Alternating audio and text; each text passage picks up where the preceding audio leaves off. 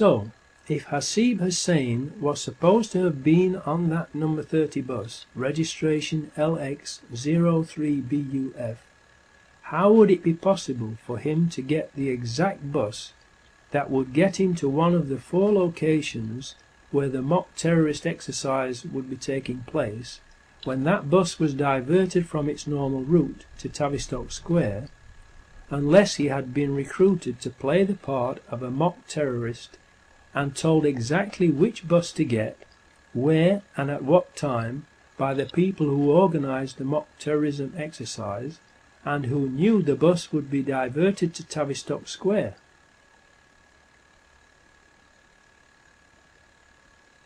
The odds against that happening by coincidence are unbelievable, and thus it is not possible that it was a coincidence.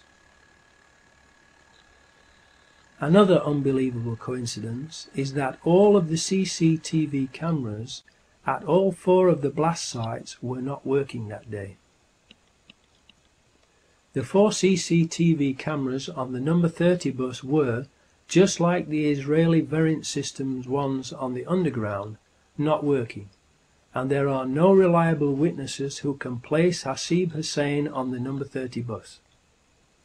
Richard Jones is an unreliable witness whose physical descriptions of the man he says was the suicide bomber does not fit with Hasib Hussain's appearance or what he was wearing that day. So there is no proof that Hasib Hussain was either on that bus or blew it up.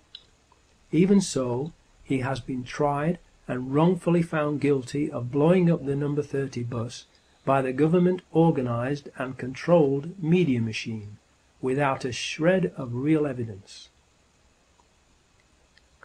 They claim to have found Hasib Hussain's ID in Tavistock Square. However, they also claim that ID from another of the 4, Mohammed Siddiqui Khan, was found in at least 2, some reports say 3, separate blast locations.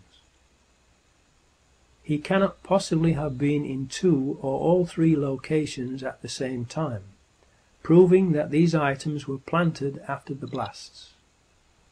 How could their IDs have survived suicide bomb blasts? Millions of people are aware of the magic fireproof Mohammed Atta passport that was planted at the World Trade Center on 9/11. In light of these incidents, if ID from Hasib Hussain was found at Tavistock Square, it does not necessarily mean that he was on the bus and not somewhere else. Or, if he was on the bus, that he blew the bus up. What has happened to the presumption of innocence, and being considered innocent until proven guilty, and convicted by a jury of your peers in court, that has always been the mainstay of British justice? The most likely case is that the number 30 bus had been pre-rigged with explosives during its previous service, when the CCTV cameras were disabled. The CCTV systems on stagecoach buses are normally either the Israeli company Verint Systems RP12001 or Timespace X200. A witness, Richmal Marie Oates Whitehead, aged 35, who worked at the BMA in Tavistock Square and was hailed as a heroine for her actions during the London bombings, said she heard 2 explosions on the bus. The controlled media immediately went on the offensive and did a character assassination of the heroine, because her testimony did not fit with the official story, and she died unexpectedly shortly afterwards. However, other witnesses also reported a second explosion on the bus. Richmal's and other witnesses' testimonies would account for pre-planted explosives and a bomb being planted later on 7/7/2005. What we can be certain about, though, is that, either on the bus or elsewhere, Hasib Hussain, like the other 3 Muslim patsies, was murdered. 7th chapter title, Pre-planted explosives. Witnesses of the tube train explosions state that there were no Muslims with backpacks and no backpacks or bags left unattended on the trains in the carriages that blew up, and the floors of the trains blew upwards from underneath, not downwards, as would be the case with explosives inside the trains. Explosives under the train floors, powerful enough to rupture the carriage floors and bend them upwards, would also lift the carriages up off the rails and derail them, as did happen. Those explosives were not homemade, but military-grade high explosives that would not be available to Muslim suicide bombers. The official story was that they used homemade explosives, which has later been proven to be a lie.